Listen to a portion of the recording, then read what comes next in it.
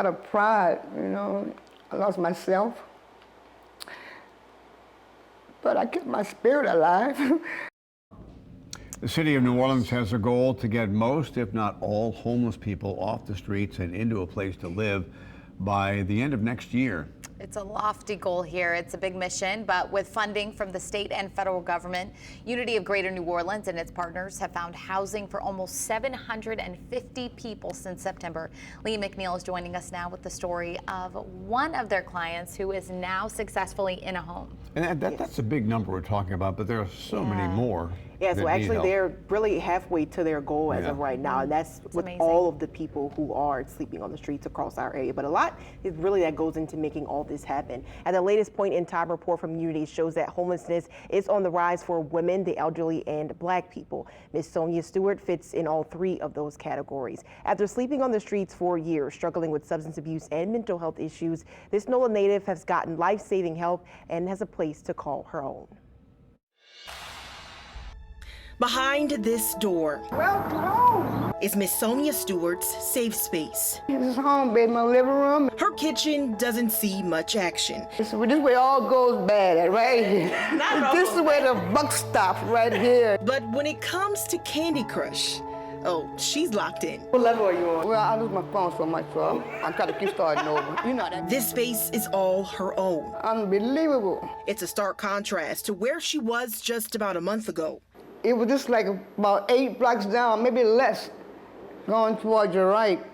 Under the bridge is where I used to sleep. I lost my apartment. I was working, lost my apartment, and I didn't. When I left out the door, I looked back, then I closed the door, you know, and I closed the door. Because it had never happened to me before. And I didn't know what to do. So she suffered in silence, without saying a word to her family. It was scary. And it was scary because you laying on the ground with the rodents, you know. I've been through it, baby. Her health declined. A few days turned into months. I'm bipolar, okay? So I had to self-medicate myself. I went to rehab a couple of times with alcohol and my drug habit. You lose all hopes, you know, dreams, and you not on your meds, because I wasn't on my meds. In her darkest days, she was connected with the women's shelter, then to Unity of Greater New Orleans. I am so proud of her. Wraparound services led Miss Sonia to rehab, mental health resources, and of course, a roof over her head. The latest numbers from Unity says just under 1,400 people are homeless between Orleans and Jefferson parishes. Since September, they've housed 743 people. By the end of this year, they plan to put 1,140 people in a home. Today, Miss Sonia spends her days advocating for others who sleep where she once did.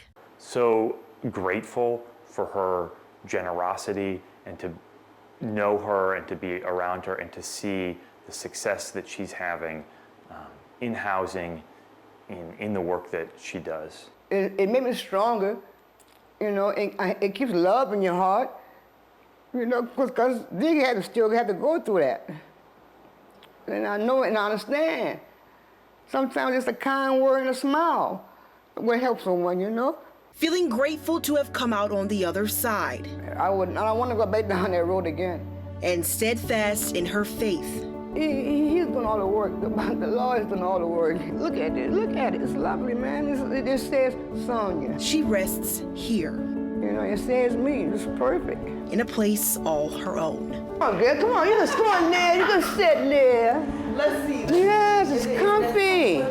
Yeah. When it's soft. I know you sleep good,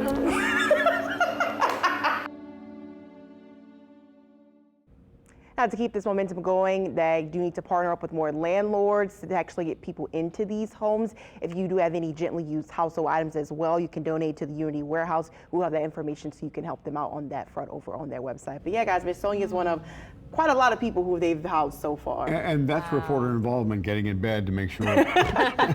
Hey, she said she was comfy, cozy. That's all that matters. She was so sweet. She's been through so much, and she's local, which I think sometimes people kind of think it was people coming from elsewhere, like, no, these are our neighbors. So I'm just happy that she's And I was asking you, how long does this last?